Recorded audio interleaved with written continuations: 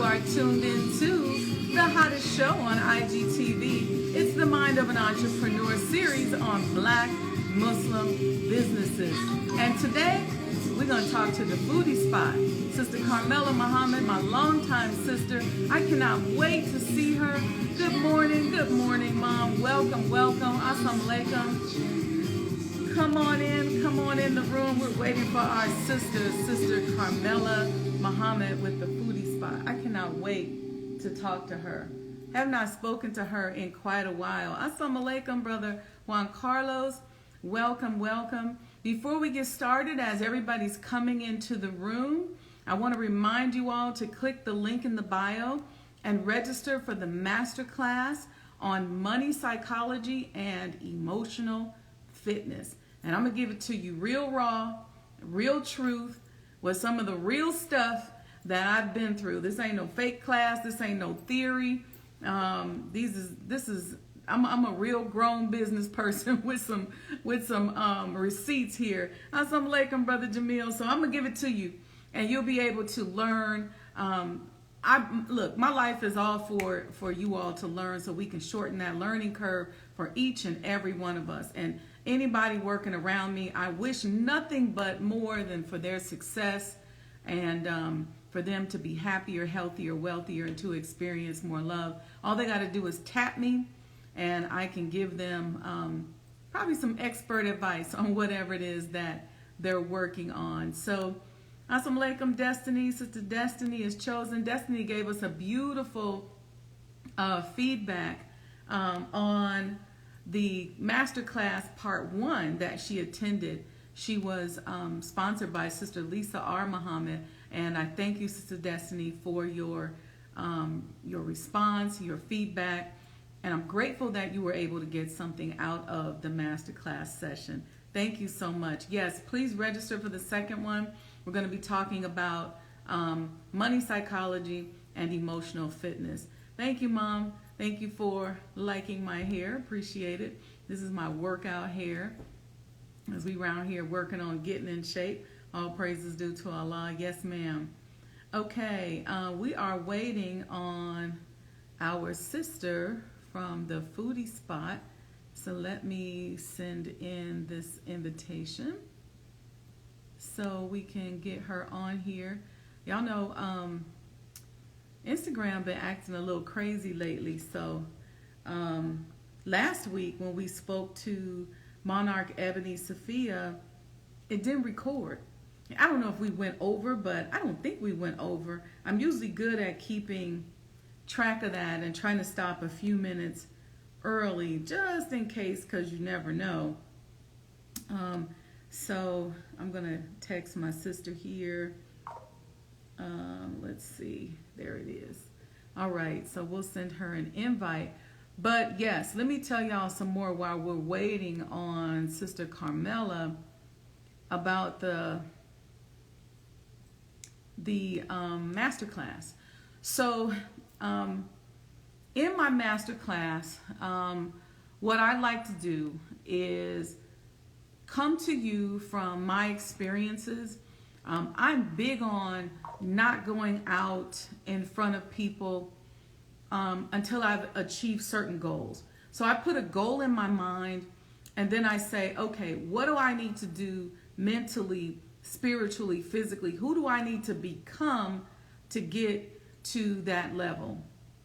And then I start the mental process. I start the spiritual process. I start all the spiritual and emotional labor that is needed to get me there. And then what I like to do is bring back to you my experience.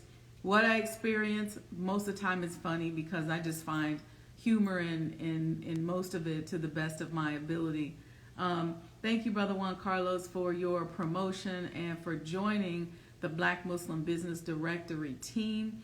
You have been a very valuable added resource, and I'm grateful for you. The Black Muslim Business Directory was something that I started. Now it's been about a year that we had our first kickoff. I think we were at one of the members of Supreme Technology Corp when we did our kickoff. Not I think, that's where we were. And the idea behind it is to begin to start to create our ecosystem, so that we can begin to do business with one another. We can begin to showcase to the world what it means to be a Black Muslim, but a Black Muslim in business. A lot of people don't know our history in business. They don't know the history of Islam as it relates to business, and that it was established through business trade routes. And even for us as Muslim followers in the Nation of Islam, our leader, Mastermind Muhammad, Allah in person, he came to the people through commerce, peddling silks, getting them to have a conversation with him because of the beautiful silks that he was carrying. And people did business and traded with him. He invited them out to meetings, and in doing business with him, they began to see the way of life and how it was in which he conducted people and how he handled people. And then he was able to open up to more supreme wisdom, and the rest is history. That's the Cliff Notes version, right? Same thing with us as Black people and with us as Black Muslims, because we have a way in which we have been taught to conduct ourselves. Let me tell you something, and I'm somebody who's been in business a long time. I've had a lot of employees, but when you get somebody in your business that knows how to conduct themselves, that respects proper handling of people, that handles your products and your customers not only the way you would, but better than you would, trust me, you have a valuable person that I don't think you want to let go of. I really, really don't. Assalamu alaikum, Sister Amira, Fab Consulting Inc. Welcome, welcome. So that's important. And I think it's important, and I just think it's time for you all to get to know us, because so many of us as Black Muslim professionals, we've been kind of under the radar, right? Those who know us know, and they know we do good work. They know we do excellent work. They know that we are meticulous and detail-oriented. They know those things, but there's a lot of people out here who don't. And I would tell you that we undergo a certain type of training, a certain type of way in which we are taught to conduct ourselves mentally, spiritually, and physically, that makes really good business. And so I would urge you to do business with a Black Muslim, by Black Muslim, give it a shot, give it a try. I think that you will find it to be absolutely enjoyable. Let me text my sister and see where we are, so y'all don't have to listen to my voice all hour. Although y'all know I will talk. I got some stuff to talk about. We're going to text her and see. I know she's running a restaurant, so things could have always gotten a little crazy. Who knows? Unless the IG Satan and team is blocking people from joining. I don't know, but we're going to see. Let's see. We're going to text her. All right. So otherwise, back to, and I don't want to give away the entire master class, but what I will say is that money psychology is one of those interesting topics that, in my opinion, we just don't talk about enough. We don't share about it enough.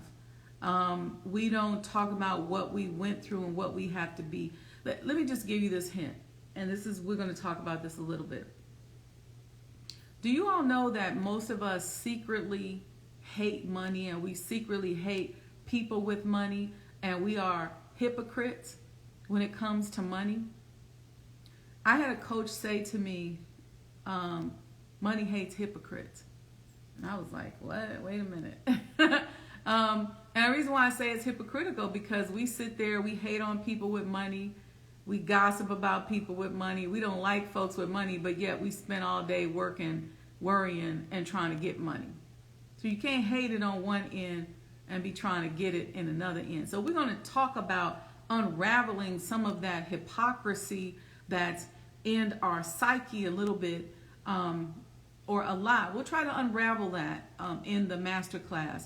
And generally, it's easier for me when I'm doing one-on-one coaching sessions with people, because I can get into your head a little bit, right? I can tune in and listen to your language and see where you are when it comes to money. And I can usually put my finger on the blind spot or the thing that is blocking you.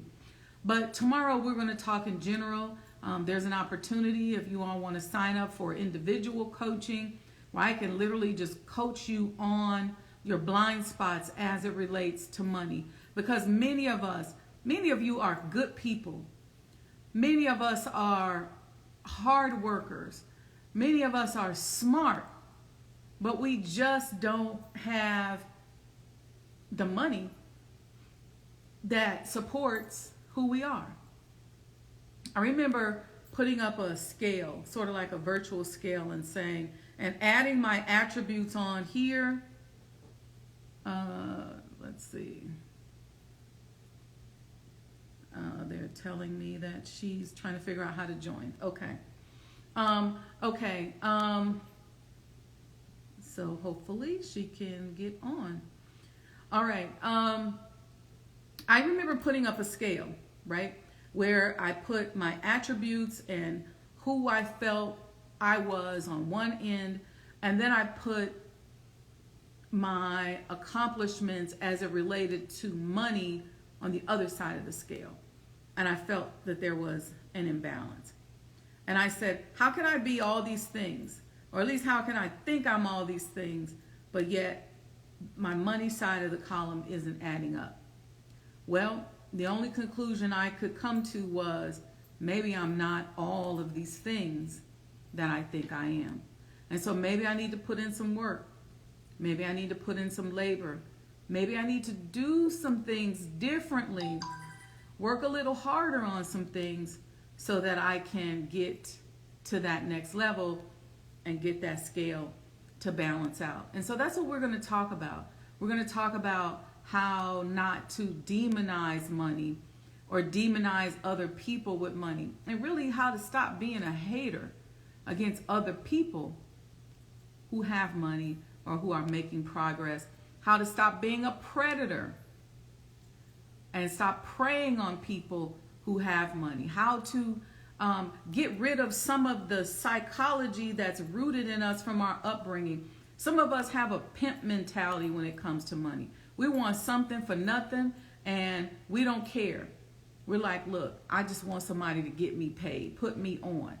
So we're going to talk about that pimp mentality and getting rid of that. Some of us have like a hustler's mentality, where we're like, hey, let me just hustle my way through. Some of us have made a religion out of poverty. Some of us really believe that it's okay and it's real pious to be a poor righteous teacher, and it's real pious to take a vow of poverty. We're going to talk about that a little bit as well. So we'll have those conversations. We're going to dive into that a little deeper. I'm going to talk to you about some of the strategies that I've used and what I've gone through. This is not theory. This is not even things that I've learned in classes and stuff like that. I don't even talk about them unless it's something that I've applied. And if I have, I always try to qualify for you where the information is coming from. If I'm in a room full of billionaires, I'm going to let them know, I'm not one of you yet. I'm on the road to billionaire, and here's the strategies that I'm using. What do you think? So tap into me. Let me know. Put a note. There's Carmella right there. She just joined. I'm going to send you an invite, sis, and see if we can get you on here. Let's see. There she is. All right. So I just sent you an invite, sis, so you can join. I'm excited to have this conversation with my sister. All right, here we go. Oh, there she is. How are you? Here. What you was doing? Cooking or something? Assalamu alaikum. Wa alaikum salam. I thought it was going to be at 12. I guess it's at 12 your time. Eastern. Yeah, I can barely hear you. If can put a everybody put a thumbs up in the chat if you can hear me and Carmella. Okay. Can you hear me now? I hear you. You sound distant, but it's not up to me. I don't mind straining as long as everybody else can hear. So people are putting up hearts, so it sounds like they can hear okay. So that's okay. Okay, great. That's perfect. Good. Good to see you. Likewise. Good to see you too. I was telling everybody, I said, this is my longtime sister right here. Absolutely. 1990s. 90s. I'm trying to think of when and how I met you. I don't even remember. Just in the mosque. Probably, Just right? being a believer. Yes. Yeah. I thought you were so poised. Oh. Still are. You're so poised. You're so poised and well, carried yourself so well when you were young. Even now. Oh, praise to Allah. My mom's on here. That we got to give her that credit. Oh, yes, ma'am. Give it to your mom, because you were always, I've always admired the way you carried yourself. Oh, praise to Allah. You and that cooking, that goes way back too. Oh my God. People think that I just started because there's a restaurant 2 years ago. They say, oh, Carmella, I didn't know I have been cooking since the early 90s, and I've been blessed to be on the minister's staff, you know, for over 20 plus years. So this has been a journey for me. You know, I think it's important to point that out, Carmella, because I get people who think I'm a new believer, or they think, and I'm like, look, I done worked all up in the minister's house. Oh my God. Yeah. And everywhere else. But so I think it's important for you to point out that Sister Carmella didn't just start cooking 2 years ago when Foodie Spot popped up. Not at all. Oh, she's been cooking since I've known her. And like I said, I don't remember meeting you. So I know it was somewhere in the 90s, just soldiering, maybe in the Vanguard, something like that. Early 90s. So let's start there. Let's talk about your love of cooking and how you got started. Let's just start there, because I think that's important. Okay. Well, actually, cooking is generational. You know, I'm from a Haitian background. And in our culture, there's no such thing as a Haitian woman that doesn't cook or cannot cook. Yeah. So cooking is actually culture for me. You know, I've been cooking since I don't even remember, since I've been walking. My grandmother put me in the kitchen and she's like, look, you're going to be cooking the meal for today. And that's what we did growing up, cooking. So as I joined the nation and I realized that's one of our units, you know, I kind of adapt to it quickly. I was very happy to be able to perform that particular unit.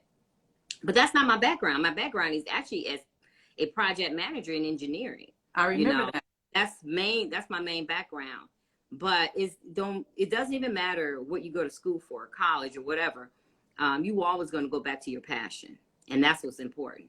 You know what? You hit the nail on the head, but I actually can see how your engineering and project management has served you as a cook, as a chef, as a restaurant owner. You know, I understand that. I have a few generations back. I don't know if I ever told you this. Haitian Roots as well. I think it's my great great grandfather. I think it's going to be my mom's grandfather. That listen. I gave you a Haitian word. Let me tell you what happened. And this is how it's interesting how we're all part of that diaspora, and just to make that connection. So then from the roots that we traced, they then were sold to the slave master's brother in Louisiana. Okay. So I'm much more familiar with the Louisiana Creole side of my family. Yes. And the Haitian Creole side. But they're from the same west part of Africa. The Congo, Benin. Those are the Africans that were kidnapped from that region and dropped to the Louisiana port. And those that was more rebellious, as they have learned throughout those particular slaves, they took them to the islands to kind of break them. And that's where Haiti comes from. But we're all from the same region. Yeah. Oh, look, so we've been family. That's why we don't remember. Come on. Yes. So let's go back to the engineering and the project management, because I think this is an important point, sis, because a lot of people start to carry guilt because maybe they went to school for something, but they end up having a passion in something else, and then they end up doing something else that makes them successful. They feel guilty. Talk about that a little bit. Well, actually, I worked in that field because it was very lucrative. you know. I love cooking, but there was no money really to be made in the way that I was making it as a project manager in construction.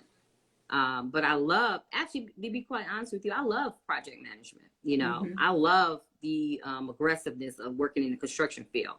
And of course, you know, that's where I started off at. But I did serve a lot of guilt because I felt like I had to keep doing this. You know, this is my life. I've chose this. I went to school for this. I've learned this. So I need to do this, you know.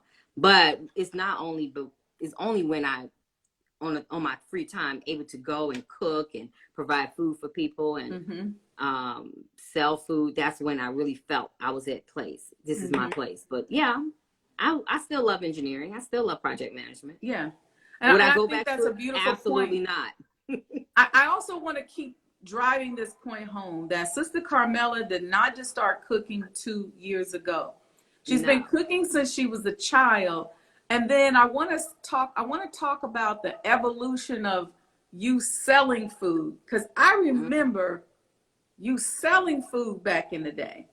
I sure did. After I was working 1997, I was working at Muhammad University and in the front office, and I sold sandwiches. I used to make the curry salmon sandwich and the eggplant and the avocado sandwich, and I made a lot of money. It seemed like the children didn't want to eat the lunch. The teachers came to the office in my little cooler. I would take their little bags out, and they all enjoyed it. And I was like, hey, I can make money. It's just like a light bulb moment. I said, I can really make money selling food. I was in my late 20s, actually. And so I moved on, started to open up my own meal plan business in the 2008. I opened up my meal plan. Were you doing catering or something? Oh, yeah. That's what I thought. Yeah. I catered. You know, I started off, this is so funny. I started off doing the meal plans, and I started off with 12 customers at $80 a week, 12 customers. And within that 6 months time frame, I went from 12 customers to 120 customers and couldn't keep up the demand at all. I blew up 2 stoves trying to cook all that food. And that weekly, and I hired like 3 people to make the deliveries for me. It was extremely lucrative, but I couldn't keep up the demand. Right. So after a year, I had to slow down. I had to drop some people off. I can't keep up with and it was so far. I had to go all the way to Lansing, to Matson, back to the city, actually twice a week. And it was a lot of work. So I decided to pull back from that and revamp, see if I could do it better. So yeah. You know, sis, I always talk about, I just mentioned this the other day to Sister Aletha, you and Brother Aaron with the specialty sandwiches that y'all make. Aaron was making those panini veggie sprout sandwiches, and you had the salmon and you had the eggplant and avocado sandwiches. You all really don't even realize, I think, that y'all helped start a trend that has now gone nationwide, where people are into specialty sandwiches, because just that short time ago in the 90s, you couldn't go downtown and get a nice veggie sandwich or a salmon sandwich or a panini. You could not get that. Yeah. But the soup and sandwiches were really big, you know, and of course, they got a business now called Soup and Sandwiches, you know, and it is big. People want a to-go item that's fresh and healthy. They want to take their food and fresh and healthy. So, you know, we're growing. You know, we're growing. With the Foodie Spot right now, you know, we have sandwiches, but our main push item that was not, I don't see a lot in the South Shore area, is healthy meals, healthy meal plan. Yes. It's a food desert. It is a real bad food desert in the South Shore area. I love that. And before we get to the Foodie Spot, and let me just tell you something that I want to do. One of the things we plan on doing with this show is coming on location. And on location to the Foodie Spot. You gotta come. Bring some tasters and just pull your space and, you know, everything that you're doing. I might just stop by there today to see you. I'll be there. I'm gonna be there. Got to be inside the house, so I may stop by there. But I wanted to, before we get to the foodie spot, so that those who are out here moving through the vicissitudes of business, as I call it. Yes. You start off cooking as a child. You start selling. You become so popular and so in demand in your niche market that you keep up with the delivery. Then you do what? You decide to open a brick and mortar, or what happened? And how do you feel when you felt like, man, I got to pull back? Pulling back also means revamping, refocused. So I pulled back, went back to work as a project manager, still kept some customer base coming to my home. And that's when I ran into a customer that was willing to fund me for brick and mortar. You see? You know, and Brother Tori will tell you how many times I've been promised funding for brick and mortar. He knows it, you know, and nobody came through. But this one particular investor said, hey, I'm going to invest in you because your food is good. I eat it every week. So let's do this. And then when I opened up the brick and mortar, I pulled some believers in with me, you know, and a lot of believers actually did well with me. But, you know, we had some few hiccups and, you know, now it's just myself. And Brother Michael does the baking. He still does the baking, but yeah. So let's talk about the foodie spot. Tell me the experience of the foodie spot, and how'd you come up with that name? I wanted a name that has something to do with foodies, because many of the times at my house, I would have foodies events and people come, they'll eat the food, they'll tell me how they like it, and they'll join my meal plan. So I wanted to use the word foodies in there. And one of the other individuals that I had tried to bring, that I brought in, used the word spot. So I said, well, let's just call it the foodie spot. It was very, very random.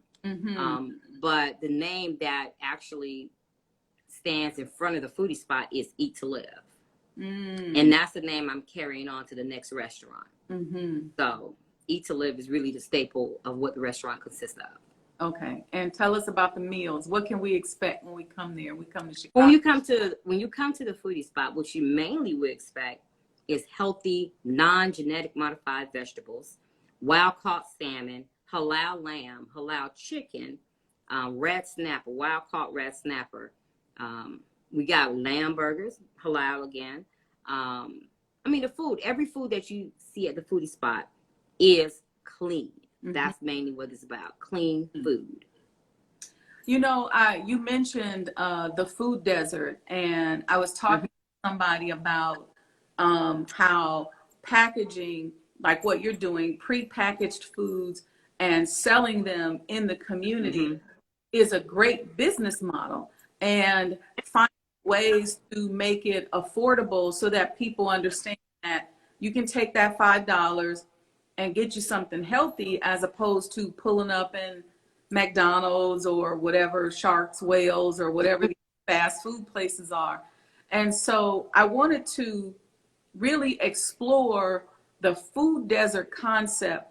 How are people responding to you having healthy foods in the neighborhood? Or is it an educational process that's challenging? So let me tell you what happens. So at the beginning, 2018, when we opened the foodie spot, August of 2018, it was a battle. It was an uphill battle. People wasn't used to vegetables. I didn't know we didn't eat vegetables, you know. So I'm so stuck in the Nation of Islam, you know, in the mosque, you know, how we eat. I didn't know the community did not eat vegetables. Nope. So it was an uphill battle. And we eventually start trickling the community, bringing them in, giving free vegetables. I'm forcing people to eat vegetables. You know, many of the people come, I want the salmon dinner with double mac and cheese. I'm like, hey, just try this vegetable. This is free. I'm going to add this to your meal. And now we went from struggling 25,000. I'm going to tell you, we went struggling 25,000 a month to cover our expense, to tripling that from the whole entire community. And the community love vegetables. Surprisingly, I'll have people come just for a side of vegetables. I just want the side of vegetables only. And it's a change. It's a change. Like, let me go to foodie spot just to get my sides. My sides of vegetables. And it's really a love kind of a job, you know.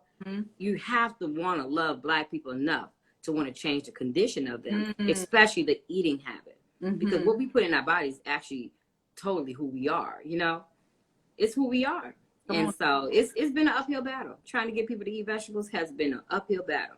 And now we kind of, you know, sis, you deserve, I was, as you were saying that, I was thinking about you, and I said, she tripled it. She deserves to quadruple it and then some, because you have been educating people on food and offering nourishment to people through food. Like I said, since I've known you since the 90s, since when the rest of us wasn't about cooking, you were doing it.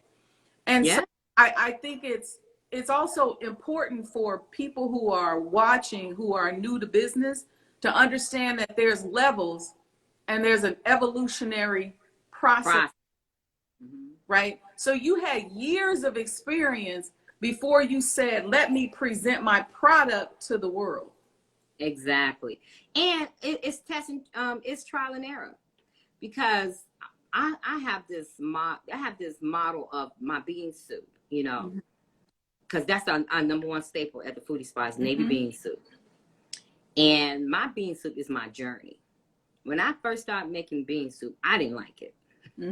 I was like, if they make me make this stuff, I didn't like the way it tastes. So throughout the years and the changes of my life, my bean soup has perfected. People think that everything happens, oh, I'm gonna start making bean soup, it's gonna be the best immediately. Making bean soup is almost like living your life, you know, for me, because I've gone to different stages in my life. I had to grow, and so had my bean soup, you know, and it's my bean soup chronicle, you know. And that's a whole book, because now when I make bean soup as a real grown woman, every time I make it, it's the best I ever made. Exactly. And you grow. You're growing to have a more mature taste bud, what really nutritional factors are inside your bean soup. So it's a growth process, and that's how I view the restaurant. It's really growing. You should actually come by. You should see different pictures, the different pictures we have on the wall, the change, the beauty. I renovated. It looks much beautiful, you know, to actually bring, the people love it. They love the walls. So the energy, talk to me about, because I called it the Foodie Spot experience. And I know you bring that with you, like when you brought food to us when we launched the directory that you're now. You brought that experience to the event. And so what I'm hearing is that, and I've been away in DC for a while, and so I'm just getting back, making my rounds to everywhere. So I'm gonna stop by today and bring you a gift. Thank you. Yeah, I'll stop by today and bring you a gift. But I want to know, and I want the audience to hear about the Foodie Spot experience. What are they going to see? What are they going to feel like? What are they going to taste, touch? Well, at the Foodie Spot, one thing you're going to experience is the culture, you know, the Black culture. On the left wall, when you come in, there's an array of Black leadership on there. It's not just the Nation of Islam. We have Harriet Tubman. We have James Baldwin. We have Harold Washington from Chicago, mayor, first Black mayor. We have W.E.B. Du Bois. We have a lot of Black leadership on that wall. You know, of course, we have the minister, Elijah Muhammad, you know, Mother Claire. We have a lot of us in there too, you know. But it's the experience of seeing Black culture when you come in. You know, and it's warm, a gray color warm. We have a juice bar on the right-hand side. We have pictures of believers that have actually left us, you know, passed away, that we remember, you know, Lewis Jr. Pictures up there. I know. It just brought me, you know, it just brought me tears. Brother Lewis was the glue that held us all back in the day. Come on. And he was loving. Yeah. He was very loving, you know. So you'll see all this on the walls. When you come in, the atmosphere when you come in, you have jazz, Coltrane playing on the screen. You have the menu board. Most and all my cashiers are young Muslim students, you know. So it's really a good atmosphere. So they get a chance. I always talk about how when we do things as Muslims and we get it right, look, it's so beautiful and so amazing. So I can imagine what that service is like. Absolutely. What people will feel and experience when they're there. And the blessing part about all this is that I have a wonderful manager from Benin, West Africa, and she does an excellent job. She actually has freed me to be able to go and open up the next restaurant and bakery. What a blessing, because so many times I've opened up businesses, but I just couldn't break away. And so, she has freed me to break away. Oh, that's beautiful. And Benin, that my last trip to Africa was to Benin. Yeah, that's amazing. She treat the beauty of it is she treats the restaurant as if it's her own, you know. Yeah, she treats it as if it's her own. She made me pay. She's like, this is not free. What a blessing, right? Yeah, it is. It's a blessing. What is, your greatest reward out of having a successful food business? My employees. You know, I struggled at the beginning with employees. I really did. But somehow Allah saw my struggle and sent me at least 3 or 4 wonderful employees. They take the business. You know, I have 2 Latino women that work there, and you would think the restaurant belonged to them. You know, I will watch them sometime as I come in. They don't know I'm watching them. And they're cleaning the vegetable, the potato. She's scrubbing, making sure the skin on the potato is good to cut and serve. She cleans areas, you know, that I didn't even know needed to be cleaned. The other one, she take the restaurant so serious that sometimes she report other people. You know, she's like, you're not going to mess this business up because I actually work here and I want to continue to work here. So my employees, I've been really blessed to have good employees, good standing employees. So. Yeah, be able to provide for them. It always warms my heart when I see like my employees getting out of shiny new cars and yes. I just feel grateful to be able to be a part of that experience for them. And absolutely, like Allah blesses you with good people to help you. You take care of them. You're in a good space. And I tell people all the time, and like you, I know you have this same history. We put our hearts and soul into whatever it is that we did. Oh, absolutely. We went above and beyond. If the requirements said we had to do A, B, and C, we did A, B, C, D, E, F, and D. Absolutely. And people fast forward and they see us in business and they think it was just like poof and it happened. They don't know the struggle and the blessing that came from being authentic, being having integrity, and just right. Operative word, integrity. You have to have integrity. I've always about you, sis, and that you you've just always had a level of integrity that was admirable, that is admirable. And Alhamdulillah. I appreciate that about you. Praise be to Allah. Praise be to Allah. And I could say the same about you too. Praise be to Allah. I am certain that that is what has led to your success and that will continue to carry you as you move through your journey. I can't wait to, I don't know if you want to tell us about the other restaurant. I know about it. I do. Because I know about it. You told me, right? Yes. Okay. So I have another restaurant opening up, inshallah, the end of February, the beginning of March. It is a fine dining restaurant. It's called Eat to Live. It's in the Woodlawn area, 619 East 67th Street. 67th and St. Lawrence area. Is being designed right now by a top interior designer. I've given her the keys. The Boudoir, I think, company, and it is going to be fabulous. I'm loving what she's doing. And in addition to that, next door to it is going to be the bakery, and it's Eat More Bread and Sweets Bakery. And if you remember, the nation had the bread business, right? Where we were baking bread and sending it out to every mosque. Right. Well, by Minister Ishmael's permission, he's allowing me to do so, to go ahead and revamp the bread business. I'm calling it Eat More Bread. And I have and they'll be shipped all throughout the Nation of Islam. And in addition to that, I have a grocery store by the name of Local Market on 71st and Jeffrey, whom also has 7 different grocery stores that the bread will be starting off to carry. Look at you. Look at bread distribution. So starting from baking when you were cooking when you were a little girl. Yep. Yeah. And baking. Yeah. A lot of sweets. Yeah. Yep. I remember that. But man, that bread. And just remember how many times we were baking bread in MGT class and practicing it. Oh, yes. Yes. We were some It's bread. our foundation. It's our foundation. We were some bread making sisters, wasn't we? Yes. Absolutely. It's our foundation.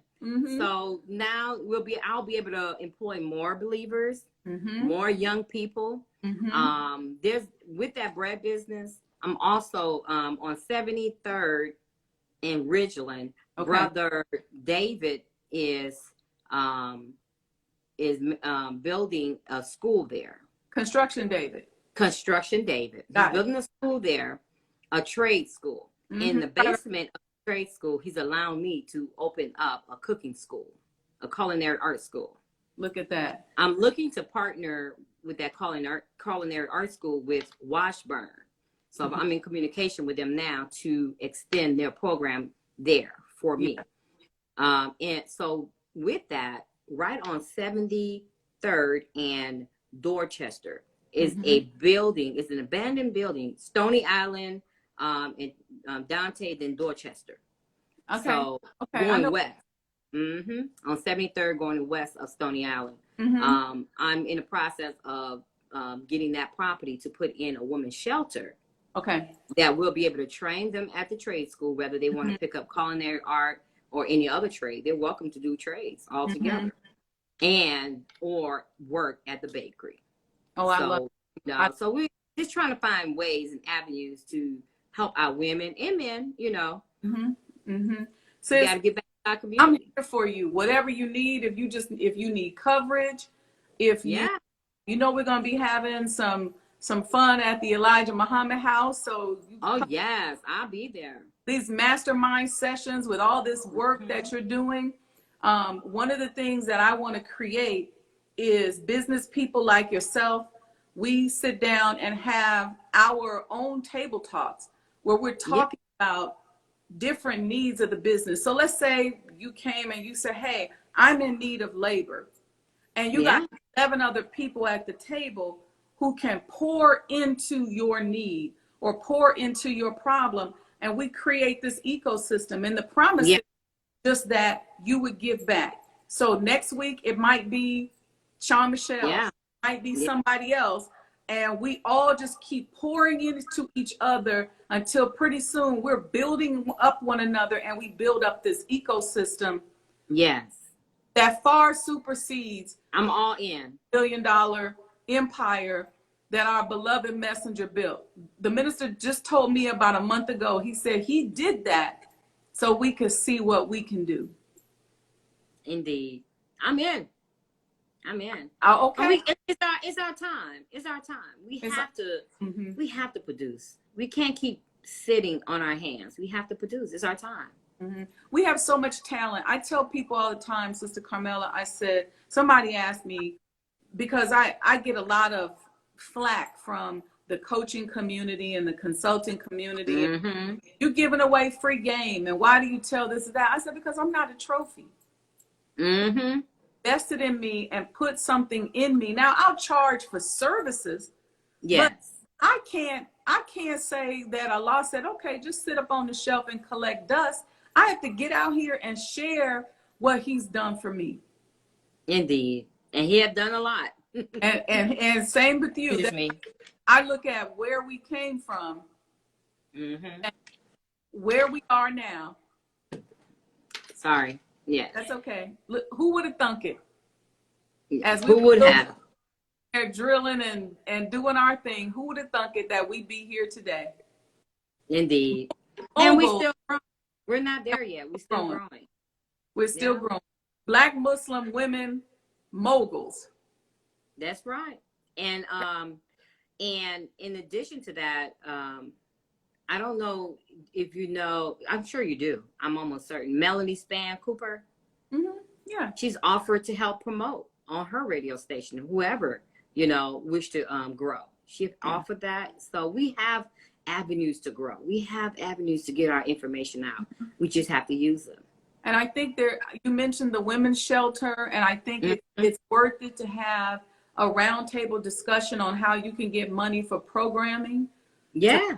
People to do training and development for the women that you're working with. And because what you're doing is phenomenal. And I'm just excited to know you. I'm excited to know you. I'm just we following in your footsteps. Following in your footsteps. Praise be to you know, I've seen your growth throughout the years, and I mean years. And I'm like, wow, man, she stepped outside the box. She's doing it. Praise. And now you come and giving it back to us. So yeah, you know, just your growth, your success is a model for everyone, not just Muslim women, but women all around. Just watching you grow. I'm like, that is wonderful. It's phenomenal. So keep growing. Keep throwing out that strength of energy. It's that's awesome. Right. What did the Most Honorable Elijah Muhammad tell us? That we just keep praying for more and more success. Yes, indeed. Let's just keep praying for it. So I thank you, sister. Inshallah, I'll see you this afternoon if you're there. I should be there. Okay. About maybe a couple hours. That's fine. I'm there. Okay. I'll come by and see you. And then we'll keep talking, because when we do our on-site shows and go visit your businesses, I just, whatever we can do to just blow the Foodie Spot up and people just see you and just come. I want you to have that other problem again, that high-class problem of business. More business, what you know to do with. Thank you. I love you, sis. Love you more, sis. Thank you so much for having me on your show. You're welcome. I'll see you soon. And I'm sorry about the time mix-up, but it worked out. Oh, no, that was me. Okay. Have a blessed one. All praises due to Allah. I'll see you soon, sis. Have a blessed one. Assalamu alaikum. Wa alaikum salam. Thank you, everyone, for joining me today on the hottest show on IGTV. It's the Mo Today series on Black Muslim businesses. Now, what I want y'all to do right now, click the link in the bio and go register for the master class. Y'all hear all this success Sister Carmella and I are talking about? Well, we're going to talk to you tomorrow, or I'm going to talk to you tomorrow, about what we need to do in our mind to make that a reality for each and every one of us. So we're going to talk about money psychology and emotional fitness tomorrow at 7 p.m. Central Time. You just got to go to the link. It's an Eventbrite link in the bio. Get registered. It's only $19. And come on and let's get our money psychology together, and let's become emotionally fit so we can move forward like the gods and pick up our inheritance that we've already been promised. So peace and blessings, family. We will see you tomorrow evening, inshallah. Assalamu alaikum.